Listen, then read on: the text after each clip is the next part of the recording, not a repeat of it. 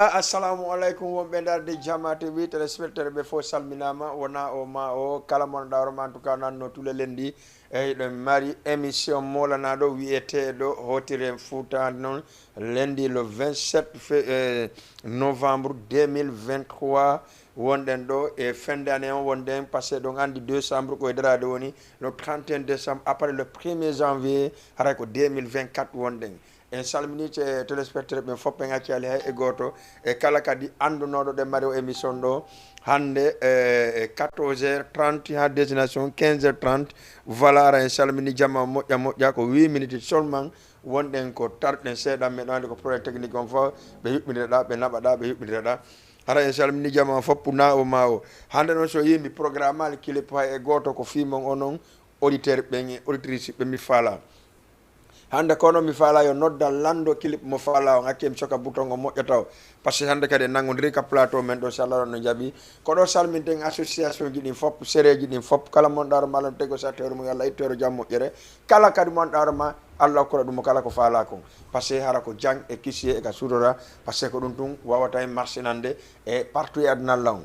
ɓeɓe wakkama wonɓe ɗaɗe télévision on hilan weltani o moƴƴa moƴƴa mi wiye joni yimɓe no yurnolan no inne siko mi walla wona min so indiri en hiwrodira na ella min mi ala on probléme ɗon sallah no jaaɓi télévision ko golliri ɗum ka yaasi ko jokkere en ɗan vous comprenez hara en salmini jama moƴƴa moƴƴa en accali hay e goto salminen kala association mi fillito wonɗo ɗo e kala séré wonɗo ɗo e kala mouvement wonɗo ɗo e kala guinéyenjo wiyaɗo ko guinéyenjo kadi wonɗo ɗo en senda kile jarama par ce que notre carte d'identité nationale ko rouge vert donc sennodiraka o ko pullo ko soso ko manika ko gerse ko toma ko kisi ko landuma haray ko guinéen tokol wiya waɗen ni guiné ini sen waɗi ɗum ɗo ni ko wallahi asim en gayna kala ka yawɗen wo e salminen kadi e siɓɓe men sénégalais ɓe andarama ko ɓe wirni kadi kamen hiɗen wadde piiji ɗi andarama ko labbaɗi hiɓe darde ɗin labbaɗi kadi valara en salmini jama fof ɓe gaccali hay e goto hanno avant tout d' abord 78 waton 116 82 38 onon e min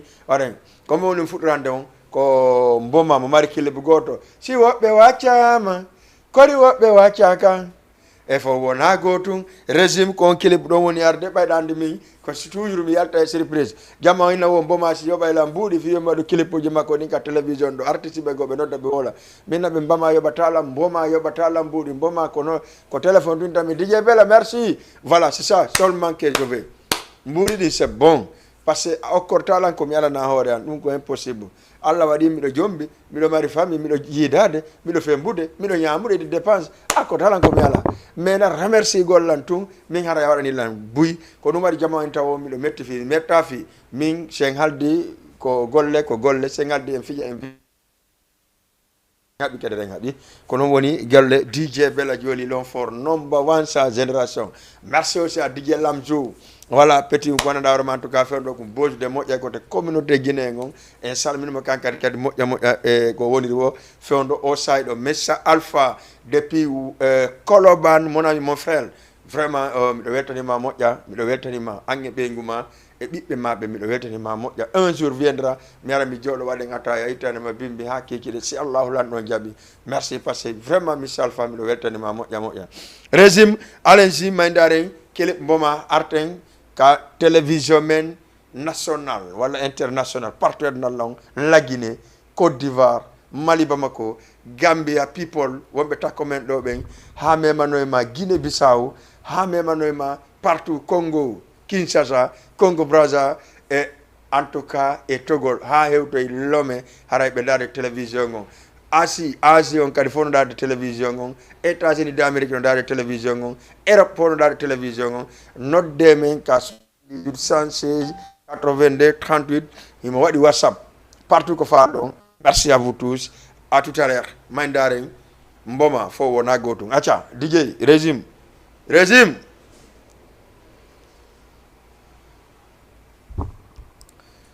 qu'est-ce qu'il y a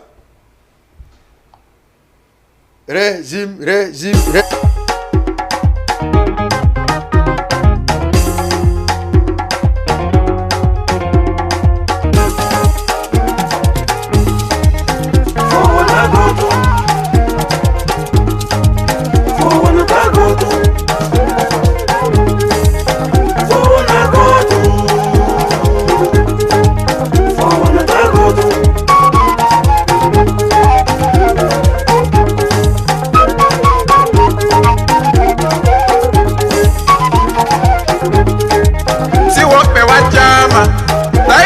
wachaka bononta on seiti monge utai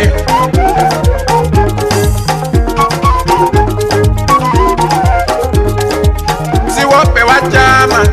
dai wope wachaka bononta on seiti monge utai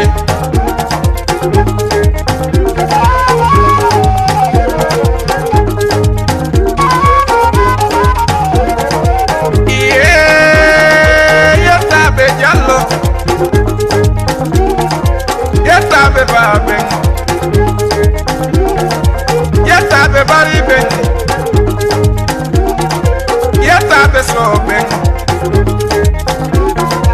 yeta be sila, yeta be balde. Oh wana kotum, oh wana kotum. Jaka be mi wola. La Jallo Africa wata Anjuma ya den kamen Telimile haka sare Jibrila Jallo Ange fo wona gotu Karimo wona gotu Daldamo wona gotu Ijongo wona gotu Kollemo wona gote Akilla de wona gotu Amile Kumenise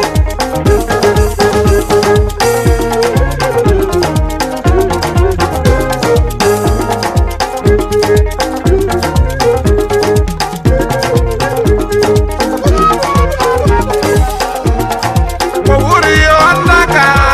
Simayu ataka Andama wawlaka Harayo timali Wawla mamunyaki Kobayo famali Wona gotu Wona gotu Amile Mainise Amile Mainise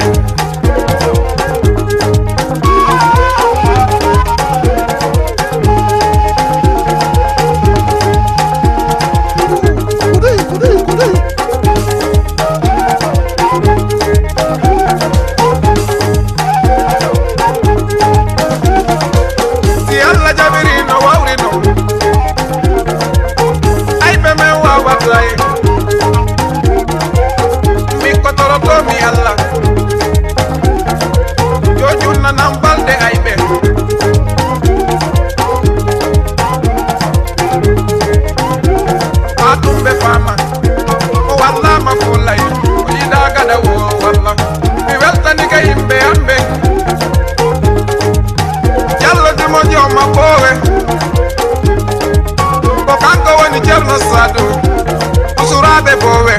on fok committed dinayom. Sabu Jallo sadu, Peter Rumana Jallo. Maya dem menyere, mi borna taji kemadem. Jallo yo Jallo. Wala be walede, wala be bonali.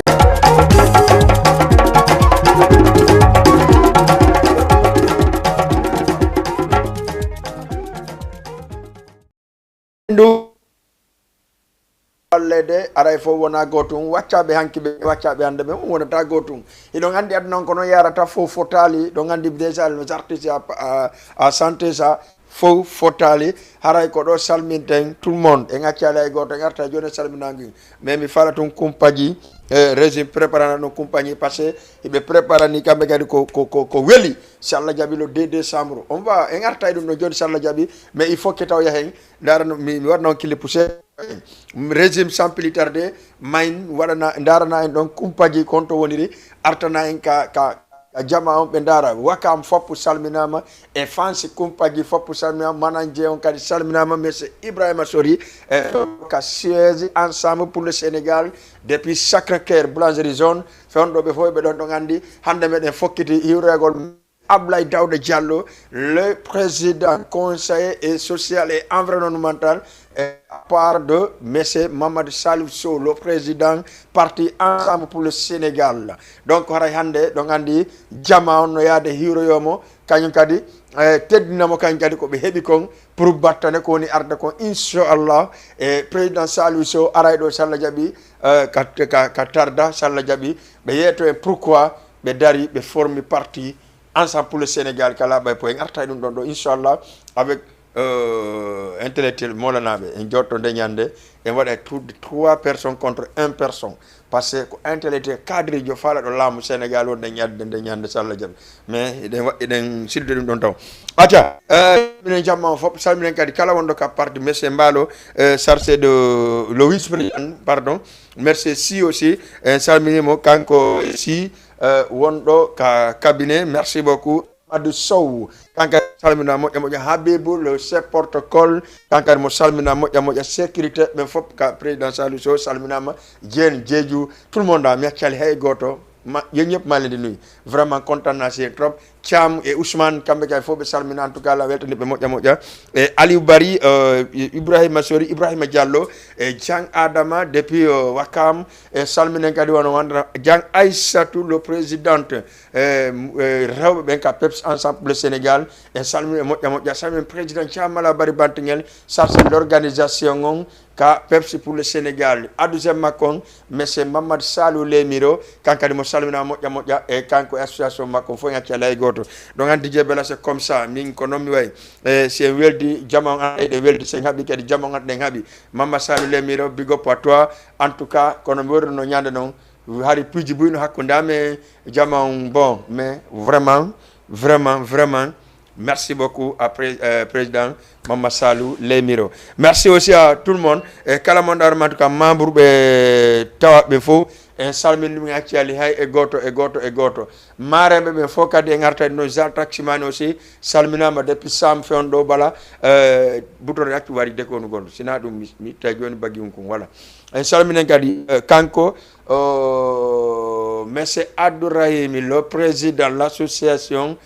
portal fi bantal souci folie résident à Dakar hara salam no moƴƴa lanten kala hanki on do ka tournoi football c'est ay hewtoy e jang et salminen kadi le vice président monsieur Ousmane Koulibaly merci Alpha Guido aussi salminama moƴƴa Boubacar Lambangi salminama en tout cas résultat bon résultat parce que machinil ko résultat moƴƴo tawa 4 points en tout cas deuxième ka pour mais vraiment mi weltani ko moƴƴa. Voilà, salminen kadon Idrissa le président AC Guéméon kankadi mo salmina moƴƴa dia si adouzen entraîneur on kadi salminama salminen kadi joueur ɓe fop mi hakkali Amadou Mamadou Baylo capitaine on Moussa Kengon tout le monde mi hakkali hay goto haray mi salmino mi weltani ko moƴƴa million vraiment meɗe weltani on ɓurte wakkila parce que foki tournoi dongol tuma ngal coupe falde donc ko dum no simine ngal salla jabi en famude reful équipe on wawen yarude yeso il faut que doit be jogade équipe on kadi jogomo walla wobbe go kadi be jogano équipe on jogomo essayer parce que souvent c'est comme ça en ngal se ya tournoi dongol tuma ma change stratégie si Allah ron voilà harasi fe ino salmine ka nera men ndara be émission ji ni fop wana surtout wombe do haado e Thiaroye salmine Houssay depuis mars waranka Thiaroye kankal mo salmina mo jamo darde émission on et salmine Aïssatou Silla depuis Grand Dakar kankal mo darde émission on salmine kadi wano kanko Kumba Silla kadi depuis Grand Dakar salmine wano Mamadou Binta depuis Rebos e salmine kadi wano Jio Diallo darde émission on e yegita kadi Safiatou Malal Bari Bantingel salmine kadi Oumou depuis 19 kanko e famille makko fo e modi makko tout le monde mekkele e goto wonbe darde me depuis 19 may ndaren kumpaji de Wakam Artenka Plateau acha 78 waton 116 82 38 ko do numéro téléphone on mi anda joni sey don ka leñi kumpaji acha Kumpaji from Wakam right Nene Jomba Baba Jomba on day right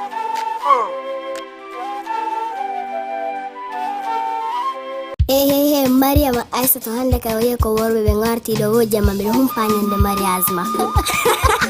Hey, ono acce bondugol inde goddo. Ono nyande wo nyande ka jodi do wo ko inde goddo no bonnude. O gonnung andan do mo. Acce bondugol inde jaw.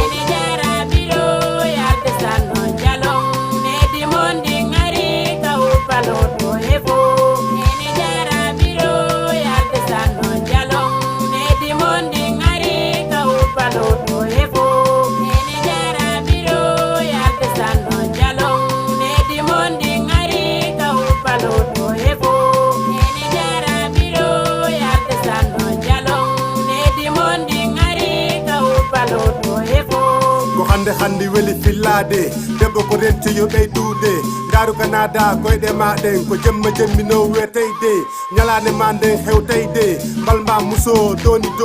adna ko doy rento ay ɓem banni jalali ɓungu leyɗeɗa ka tande modi ma barke o juma yeeso o jama townu jungo ma a hessa goto bappa yaye ma ɗulle koto gorol dewol weltori bonnuɓe inde ma nde wetori hande ko barke suudu men tori allah ɓiɓɓe barkuɓe juɗɗe balɗe ɗe yaaja arsike yaadu makko ngun hajja naata nene jara biro yalde sanno jalong nedi mondi ngari ka uppalo to hefo nene jara biro yalde sanno jalong nedi mondi ngari ka uppalo to hefo nene jara biro yalde sanno jalong nedi mondi ngari ka uppalo to hefo nene jara biro yalde sanno jalong nedi mondi ngari ka uppalo to hefo yimɓe hande ɓe mi huuli haala maɓɓe kan ɗuuɗi ɓe yalta ɓe bonnamo inde ɓe inna o jooɗota ko e dewgal ɓe yaramo ƴiƴam ɓe andamo ɓe bonnamo inde ɓe andamo woɓɓe hiɗa jombaɓe hara hiɗa jogii jawdindi bona woɓɓe hiɗa jombaɓe hara ala jawdindi heɓo ɓelludukatinde ma mayde muyɗe allah wopatama nene jara biro yalte sanno jalong ko heɓuɗon kon lotuɗo bambuɗo dankiɗo ma goɗɗo inni no yiɗi hey ko wudere futu e haɓɓere goro e horde e gatal gorol e deyol fappu no joɗi no haɓɓi futu ɓe tore ɓe okke ɓe toro allah e dewgal moƴƴu hatta men fijana futu men amana gorol e deyol hatta men fijay ha koma men fija biro yalde sanno jalong nedi mondi ngari ka uppalo to hefo nene jara biro yalde sanno jalong nedi mondi ngari ka uppalo to hefo nene jara biro yalde sanno jalong nedi mondi ngari ka uppalo to hefo nene jara biro yalde sanno jalong nedi mondi ngari ka uppalo to hefo Yeah, Kumpa G from Wakam. Alright, Nene Jomba Baba Jomba. Hold on, Jay. Alright.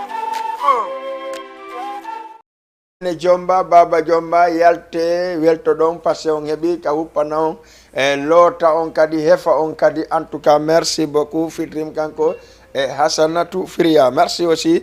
Kumpaji de Wakam. Merci à fils de Marga, fils de Bounaya. Merci à toi. Merci aussi à M. Kaba Sangarea, Kankarimondar de Missongon Salmino Moja depuis Grand Yoff. Merci Baldele Boss aussi depuis Grand Yoff et Salmino Moja. Salminen Kankadouano Kanko DJ Ali Ukadino Salmina Petit Ba Kankadi Ba Pita non pas kun dongol tuma e hodu kun kulu yimaydo en tout cas poda molana du jama yo wattangila e petit ba Pita yo jama wattange Ba Pita moƴƴa parce que pas vraiment excellent travail. Merci aussi à Mabintou Camara donc andi Mabintou no wonno invité de jour on hande mais wati jeudi kanko e kumpaji ka télévision mais inchallah jaɓe par de 22h destination 23h30 enen Kumpaji de Wakam et Mabintou Camara. Donc merci à vous tous. Haray salminen kay kadi mon dawrma en tout cas hino jodi haado e Allemagne no darde lan souvent ngoy na DJ be la darde émission si dawa émission ittelan wula passé mi do Allemagne moyne Mariam jiwo mon darma mo jawbe kono fewndo mo jodi Allemagne. Merci Mariam. Mi salmina gadi Boubacar ambassade landemo séjour makko on no welde ton kankadi o salmina moƴƴa salminen kay ɓe annda hoorema en tout cas souvent harayno escosi no jooɗi no habbi émission nda hotren foutan lendi jeɗen fof sallawɗan no jaaɓi 14h ko yoni wara ko enen wondi en salmini kadi l'animateur l'ensemble de l'animateur guinéen au Sénégal salminen ɓe fof ɓe ŋaccani hay goto andintinen ɓe tun anniversaire émission Ndaru Yida Wada do Jama TV on ko samedi le 2 décembre au lycée Kennedy en face monument Koloban lycée John Kennedy parce que donc andi le premier président américain konon lettre konon école initira lycée John Kennedy. Voilà haray ko don tun en face monument Koloban mono fala yude picking parcelle Guédiawaye partout ça ari haron point familiar Koloban a hewti maison de parti sa hewti tu maison de parti lan ɗon to Kennedy woni ɓe hollete à tout près woɗɗa hay seeɗa iwoɓe kadi Grand Dakar et tout ça sa feƴƴi Blaise Senghor feƴƴigol ma Blaise Senghor awanga hewde monument on laawi ɗiɗi no ɗon e ham laawol beretegol laawol berete ka fooji ɗi won ɗon tournita ɗum ka junngo ma nano a hilo école on lycée Kennedy déjà hewtugol ma ka berete on aɗa jetti musique on kon waɗa nder ton kon samedi le 2 décembre à partir de 19h haray enen hiɗen ton à partir de 10h bimbi haray organisateur no fowni en place si Allah jaɓi kala ko watte ko min waɗay sécurité mi waɗa 100% pour aroɓe ɓen hara si ɓe ari ɓe certifié to min ɗo tori on yon ar ha heewa tew par ce que ne woodi piiji bus décoreteɓe no woodi e séréji ɗin décorete si Allah jaɓi nene séréji ɗin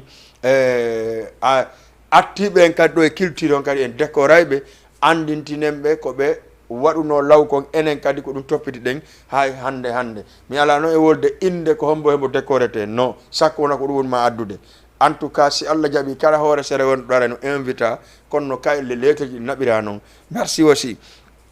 Sere Dio Diallo, Sere Aïsari 3, Sere Sarrival, Sere Femme de Robos, Sere Forti Folie, Foli Rewbe, Majina Hulali, Sere Nene Goto, et Sere Haldi Forti, Hunnay, Wombe Parcel. Merci Zé, Jeyna Bukankadi ko parcelle woni en tout cas, Sere Makon ko Sere Haldi Forti. Hunnay kamɓe ko noon woni sere maɓɓe on en salminiɓe moƴƴa wona seeɗa salminen noon tout le monde en accali hay goto e Diang Aissatou maren jon ko Pepsi ensemble pour le Sénégal en salmino moƴƴa arten e kanko Binta depuis Grand Yoff en tout cas la reeni motivation makko on kan kay samedi le 2 décembre en salminimo en weltanikimo kanko équipe makko on fop e sere makko on fop Asadou Koundara aussi no weltana moƴƴa e salminen kan kadi won Houssaye mo bagawal depuis Wakam Houssaye mo bagawal depuis Wakam kankadi vraiment la reeni mo motive gol pour rewɓe sonnaɓe Wakam fo ɓe ara Mamadou Salou parrain jon andi le grand parrain au Sénégal cette fois-ci pour ka anniversaire monsieur Mamadou Salou Sangaréa akasa le président de Sangaréa mi a salminama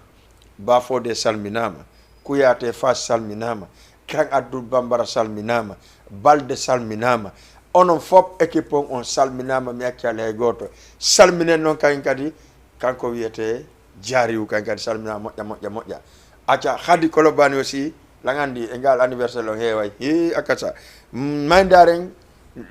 régime ɗaɓɓi ɗon mor kelepu Kadiatou Leluma ndaren on ɗon kadi arten ka plateau men jonde numéro téléphone 78 116 82 38 kala wonɗo darde kadi ka page Facebook en salmini ɗum merci aussi Dramé kankadi mo darde ka page Facebook Dramé Kumpaji aɗa en salmino moƴƴa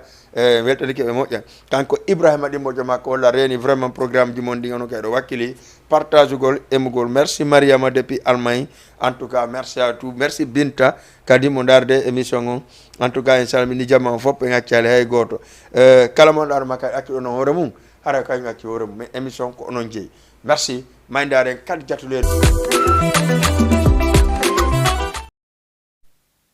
merci beaucoup Kadiatou Leluma merci memada ame malika memete ɗon ko kanko woni arde kanko woni artiste vedette ɗon wonɗo e arde o sallah jaaɓi samedi le 2 décembre kanko Kadiatou Leluma hiɗon andi noon Kadiatou Leluma fewonɗo himo tawa e meilleurs artistes guinéen féminin on il faut que votanomo moƴƴa votanomo maximum kanko Kadiatou Leluma par ce que ɗon andi son votanalimo tun nomo wawa gasede ko perda kanko Aissa Kindiya woni piésude fewno ɗo Guinée meilleur artiste féminin 2023 haray il faut que carrément ndaron no votano mo heɓa trophée on merci beaucoup imo arde kadi joingol en sallah jaaɓi samedi janggo nde ere ɗo ara Kadiatou Leluma hewti ka aéroport international Blaise Diagne si Allah jaaɓi o hewta Dakar Sénégal ɓayɗon andi musidɓe aray piiji buy no woodi piiji no wonco wancanni fewno ɗo journée on no woniri wo haray kono noon toujours ɗon andi si innama yen hawtu jokken en ɗan ko en hawtu jokken en ɗan si innama kadi yen wallidiri ko en wallidiri awa wallidiren jokken en ɗan piiji ɗin no piiji paƴannaɗe mo kala hande kadi si kuto leydi waɗama mo kala kuto ko dariɗo nani wota hakkiti ko yaabuɗa ɗon saabu ko tammuɗa ɗon takkiti ko tammuɗa ɗon saabu ko yaabuɗa ɗon par ce que woɓɓe no jokki fewn ɗo kañum haaju mum ala wiye ɗum ɓe inna non kono noon en yewtani ɗon après sallahu lan ɗon jaaɓi ara en salmini wuri hawa depuis Grand Dakar kankadi o darde émission o moƴƴa e salminen jara aussi depuis Wakkam kankadi men ɗo mo darde émission o salminen noon e kanko messe Ousmane aussi kamɓe kadi en tout cas min noon andi duwaji ɗi no jaabi akasa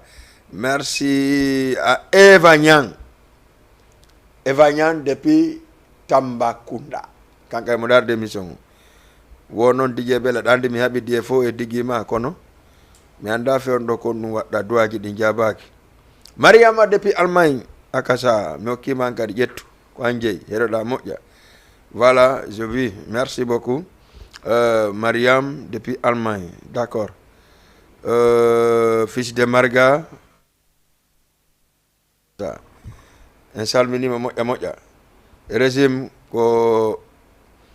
simi wonima clip yayi noon adnan ɗon sayfom ɓernde an nden fenanila jama on no faala heɗade on morceau ɗo mi message ɗo ɗiɗi messenger an ɗo e ka ligne mi hokkete sayfon sallah jaaɓi Ousmane merci Mariam aussi e Khadija o sen moƴƴa e salmini kadi Aissatou kankadi mo darde émission on normal e kanko kankadi kajjata depuis Robos 4 koñi kankadi mo darde émission o moƴƴa Binta Diawne kadi darde émission on Mariama Diawne aussi no darde émission on merci aussi juldemo colonel asa ay ngaccare goto Jumayatu depuis ton e Robos kankadi mo darde émission o Missa Ibou Robos Ibou Pellel kankadi en salmi ɗum moƴƴa kamɓe fof e Sira Malado de Joli minatama komo pelle par ce que Joli o jomba en salmino moƴƴa kankadi mo darde émission o merci à vous tous allez 78 488 aray ko ɗum aɗay la mimi wata wodde ko wotta ko télévision non mais kon noon ɓernde an nden ɗaynila non mais ko fenanila sa c'est pas grave acca en say fof arten ka plateau dey jibinande laɓe salmine Santos de Leluma akasa ɓe foɓɓe habbalo 2 décembre par ce que ko ɗisiɗɗo maɓe mo Leluma kadi woni arde waɗugol poɗare ɗum memaɗa menenga mo yiɗina fayi menenga mo yiɗina fayi menenga ayo kogonga maɗa selli kogongaji serima nafata mayi mo kala yaw lawol mum taw seedu dey ɓoymo kala yaw lawol mum après on yiiti ɗo e voilà min ko ɗum mi wawi wiide mo kala e nafa mum kono noon ay taw jokkiri goɗɗo saabu intérêt c'est pas bon merci beaucoup Mouminatou depuis ɗo e Kolda kankadi mo darde émission on Gardia Kolda Malaisie kankadi mo darde émission on Malaisie fewno Dakar ɗo Malaisie ASP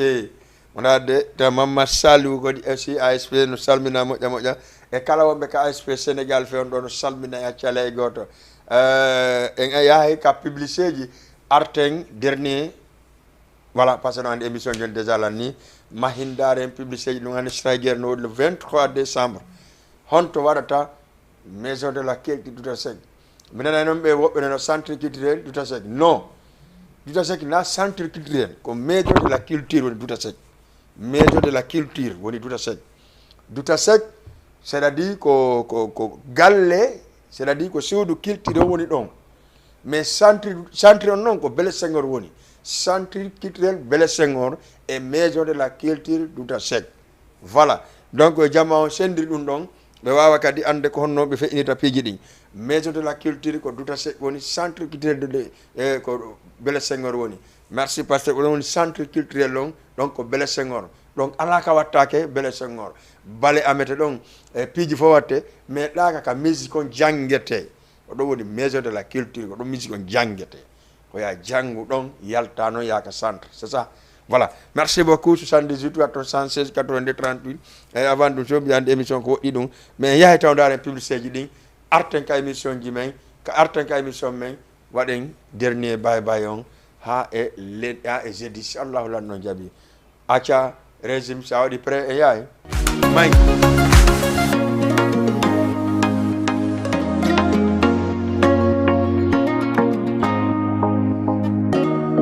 Diama TV avec vous jour après jour. Chama TV présente deuxième l'anniversaire DJ Bella Joli wado e Chama TV woy don andi émission daru yidaw ko do watta e Chama TV ko wonto wadande fête molanado samedi le 2 décembre au lycée Kennedy en face monument Koloban wo wonde hombe l'association Potal Fi Antar Souci Fori résident à Dakar président ngoni Ibrahim Diallo et artiste hombe woni wure lagene ara kan jatule no ma donni ma berde ande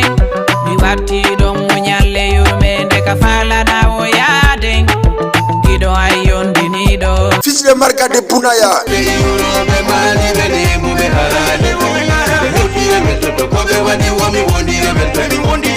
Petit DJ Eriko Jadi Fere Sigito Kulu Sangi Fowono wi Petit DJ Womi yeton kadi konto wadata lycée Kennedy wadata en face monument Koloban entrée ini 3000 francs CFA aro soutenon émission aro soutenon DJ Bella Joli soutenon culture guinéen à part de 20h au lycée Kennedy ara forum no dita dañande kadi ko wela mawela ay mawela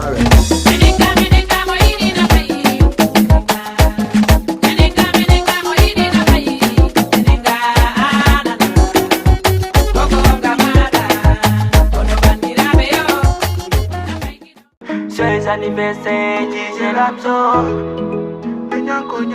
Joyeux anniversaire DJ Lamzo Denyande dara de yombo DJ Lamzo présente son 3e anniversaire à Dakar. Oui, DJ Lamzo de Chama TV. Génération Vomi ko DJ Lamzo Kundar Bajar Ame moy Mali e wi ko Lamzo woko le 9 décembre ko konto wata ko Nyani Night Club ono ke DJ Lamzo bay ku kila kunkun Lamzo no ma sa génération wonde nyande kadi non wota yeggitu ima mari invité be mola nabe wo pare ngon ko Messe Wuri depuis Medina Amadou 25 e boy Tundunji e Messe Lamine Touré Leykone e Kuti Dakar Sadio Pita depuis Wakam Suleiman Yunda Diabo Oumar depuis Dakar e Yaay Kamara Mekadi Hadja Binta Balde depuis Koloban e Djaja Rama depuis Thiaroye Mariama Aselem e Lamarana Wakam wo artanka sere via sere Medina sere Dio Diallo sere Gerte Kiaf sere San Rival wo e sere Aïssa Ritwa Mosibe Lamzo minni ko payku yidaku yedaku samedi le 9 décembre 2023 o Nyani Night ka godo tutu sakko leta mingo do sala gabi mi akki pade ande mi yi nyani ta godo tulu dey Joyeux anniversaire DJ Lamzo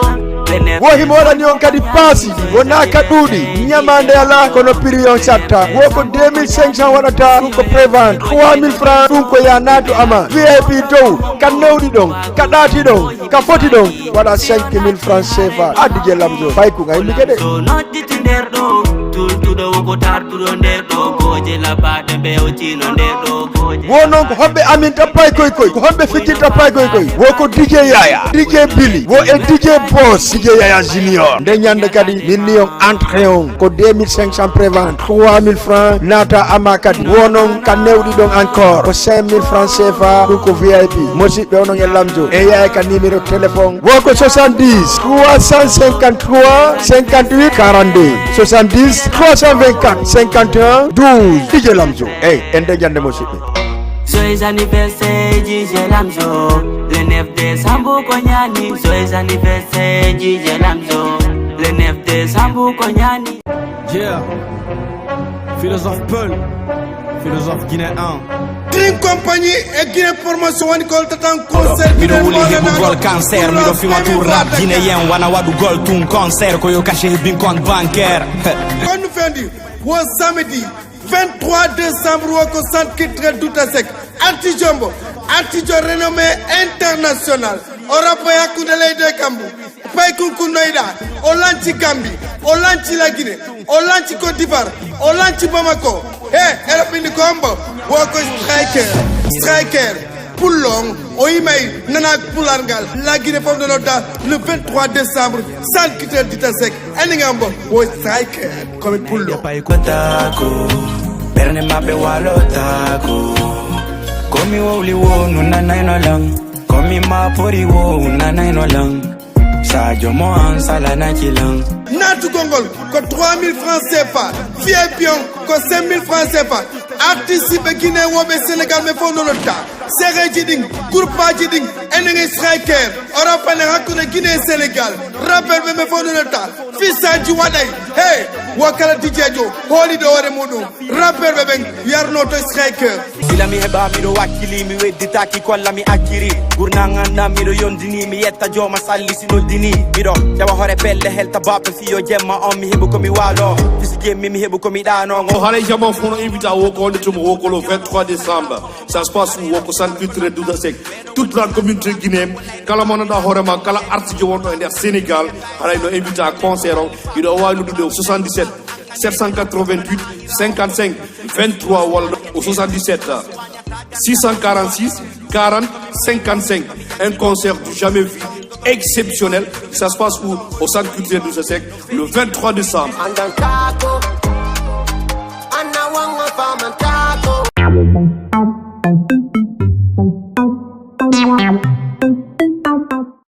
Merci beaucoup, merci régime. En tout cas, d'avoir des golle mani ankadi, me weltan ki moja. Der golle den, en tout cas, goddo la ka yobe passer ilaka partout côté Guiding. Merci, Inch'Allah. Ara on nani publicité au fait et doding. Jama TV, c'est comme ça, son Ari, et Yeuti, et femme de le 2 décembre, donc on dit qu'on a Lamzo. Arto le 23 décembre, on a 10 compagnies, donc on a ko Douta Seck, donc Douta Seck wata, donc striker on de joue na un concert molanado, pay kun joue kun au Sénégal. Ara non fop no noddita no inna you are. Et donc andi ko no rata non c'est fait idon si Allah la no jabi le 9 décembre hare mo Gambi Serekunda ka wiete donc Besco Gadi ko donc joata pour la première fois Gambi jugol concert wo c'est fait mercredi le 13 hare de Bankoto ko wiete Bankoto donc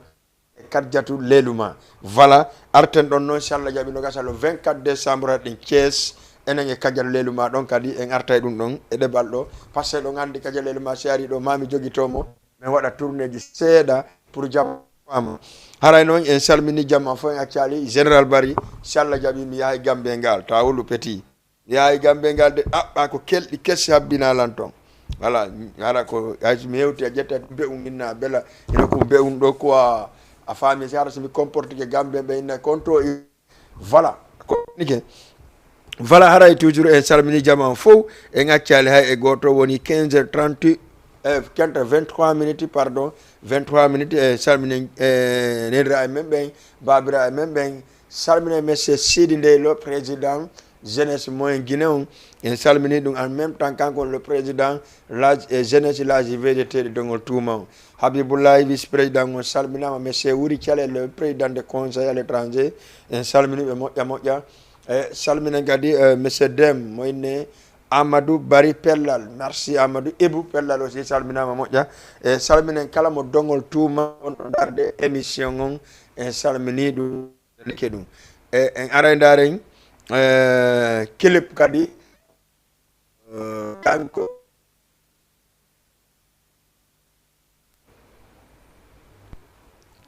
clip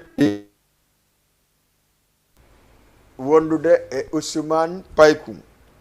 Donc andi salmina gadi Big Diallo ara uniquement wo bela pour la première fois mi déplace au Guinée argo ndar anniversaire ma anda wela mi bela mi anda ko lotida Big Diallo ko no aduna lan habbi ma sha Allah no jabi ready inshallah no faddi jango jeudi ma gari plateau anna kadi jama a hewti Sénégal pour jama anda ko mbote Big Diallo mo jogi tir Guinée kon Diallo tay kon arate resi aray voilà andi dum don be femme kanko Big Diallo jono resi mañ ndareng Ousmane Paykoum Ibro Ñambe wo mi da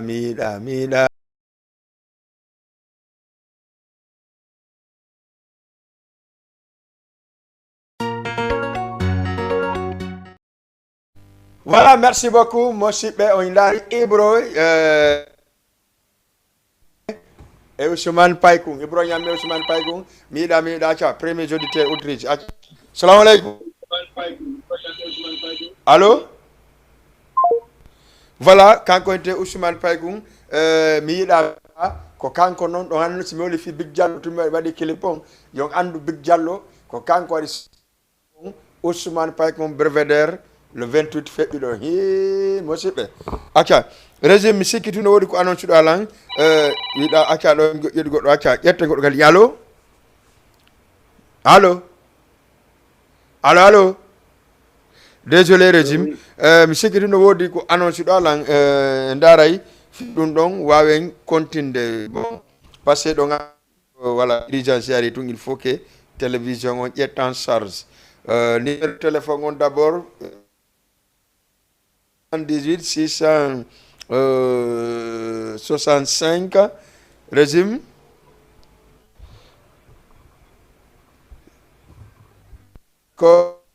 5 68 12 merci ko Paykung majjukum woni ko men informa meɗo wadde émission on Paykung ka régime sikki noon ko an jogui photo Paykung mi anda no Paykung wiyete addam ka rettuɗo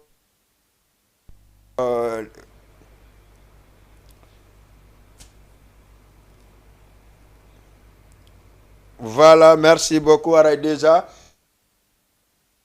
e photo Paykung ka télé direct déjà Paykung non inde adduɗo kadi photo on o wolanali men inde Paykung kono noon joni si tawi kala mo andumo Paykung mo majji yo ƴettu numéro téléphone on 78 o waɗa 665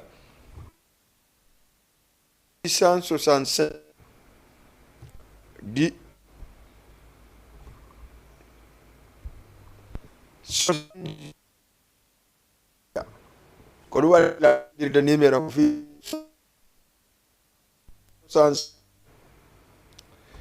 665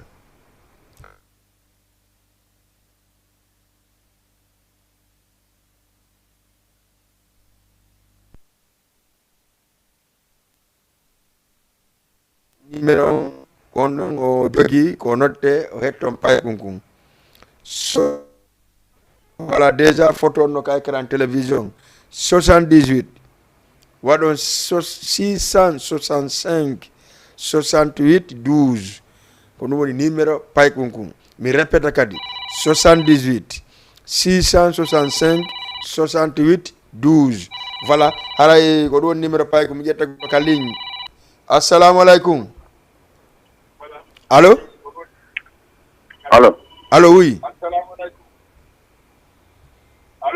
allo garan ɗo télé ma mo yewten allo miɗo heeɗima aɓe ɗeyta aɓe ɗeyta weltani kam allo merci beaucoup aray vraiment Paykung et puis Paykung majjukun kun noon ko Paykung janungoy ko Paykung janu sincèrement parler kun ɗo aka majjude anda kun sincèrement Paykung ko Paykung janu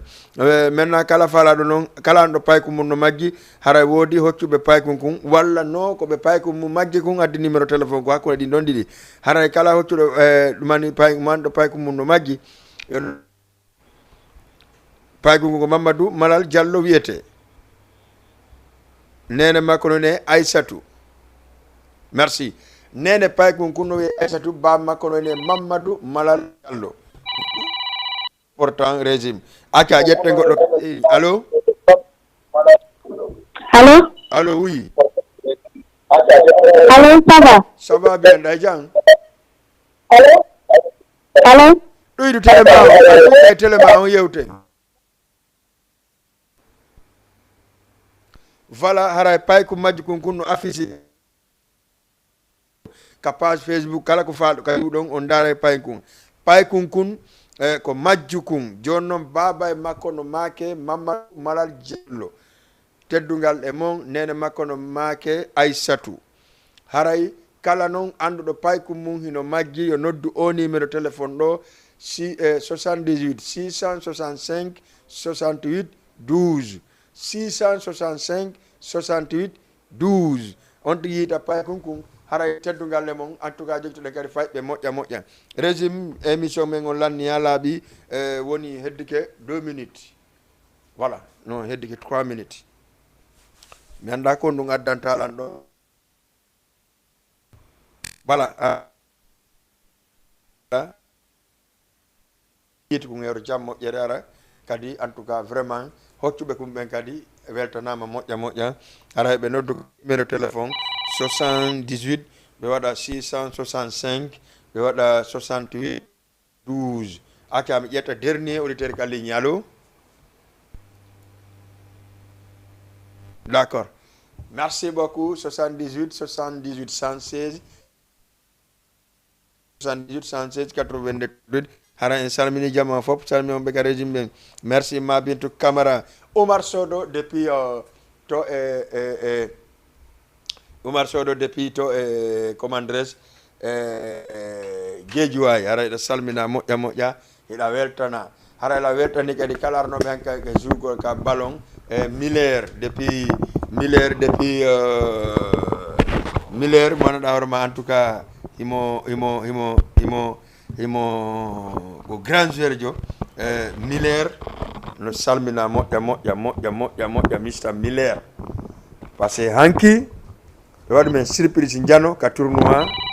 suusi fooli acca ƴetten goɗɗo ka ligne 78 116 82 38 allo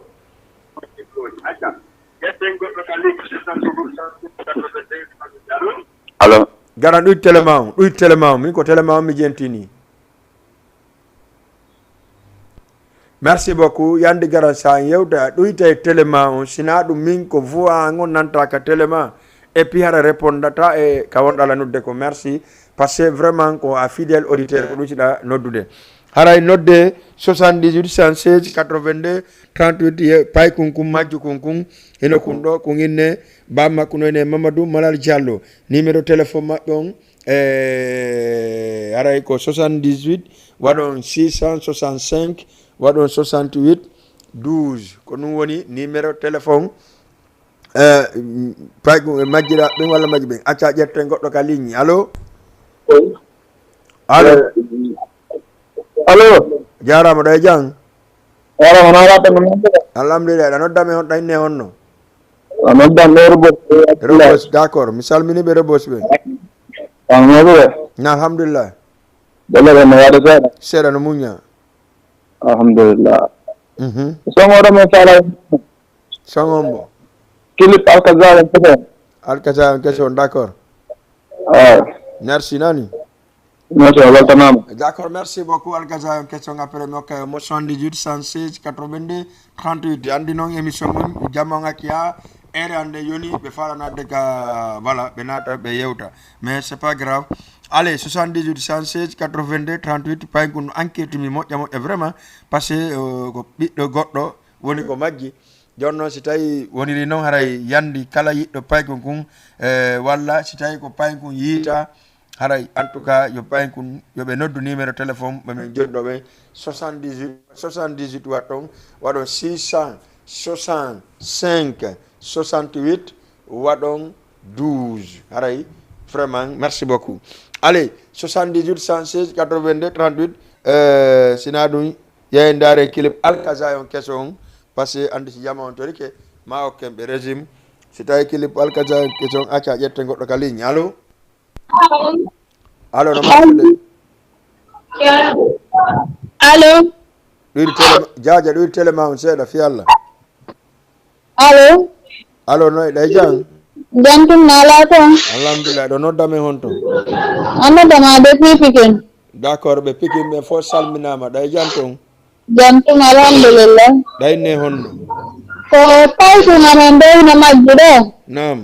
heɓi une semaine ni mi yiyarimo ko daara Tivaouane to wonno mo wiye Mamadou Malal Diallo ne o mari 13 ans Mamadou Malal Diallo no mari 13 ans nene makko no enne Aissatou Diallo nam baɓe makko Mamadou Diallo joni simi faya tun o yiiti pay kunkun mais yiitalimo taw jonno woɓɓe noddiɗo jonni numéro téléphone Ka kono je o numéro téléphone 78 on. Numéro 78 on 65 à la 12 à la fin combo je mo kono. Ouais. Haray ko ben don hokki pay kun joni ƴette numéro. Awa Allah annan. Ƴettone la numéro. Awa. Ko jelu 78 watton. 78 Wade 665 665 68 12 na 12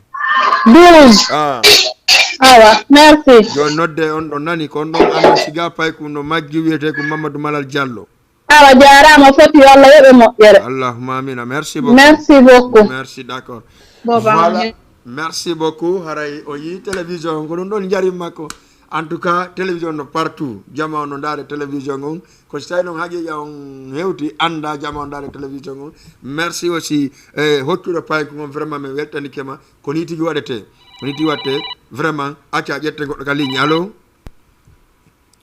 allo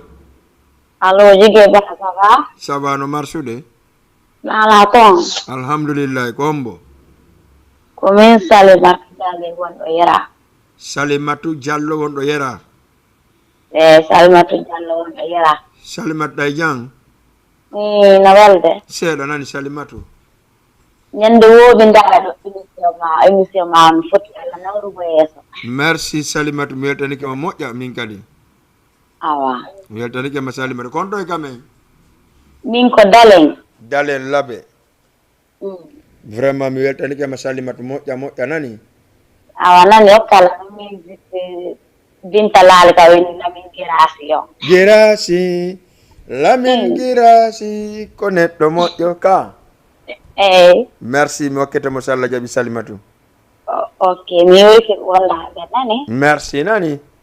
Ok. Jarama Salimatu mi weltike moƴƴa. Ok merci. Salimatu onon fansion fo la invité le 2 décembre nani. Awa nani. Inchallah. Merci. Akia 78 116 82 38 voilà Mike Alkazayon Arten Kalamin Girasi ok mo Salimatu passé ɗon andi ko ono mari priorité namin de ko onon auditeur e autrice ɓe mari priorité ɓe waɗan on goɗɗum régime Mike Alkazayon question si tawi o waɗa pré Mike Binta Lali So Kalamin Girasi. Merci beaucoup voilà Alkazayon merci kala mon darma en tout cas la joni en yahay ka Girasi mo inne Binta Lali So o kemo Salimatu min non ko ɗo moni waynade ara mi waynike on fof si Allah jaɓi émission on laaɓi ha gasi mi hakkide on e morceau Binta Lali ka Lamin Girasi e bela joli arta e jeudi e 22h si Allah lanno jaɓi eman promotion sakkitiɗo on ɗon andi e ndaara si as média as folie asi folie musical ƴettanay en kajjatu leydu ma Sallah jaɓi samedi à partir de 21h ɓayɗo andi en iway ɗo tun naten lycée Kennedy waɗen pooɗare ɗum mi pooɗe fils de Marga prépare toi ba Pita prépare toi ma Bintou Camara préparez-vous en tout cas yomban taw merci ciao bye à tout le monde en salmini fof en accal hay goto ma ndare mo clip Lamin Girasi ok mo Salimatu depuis Yera ciao.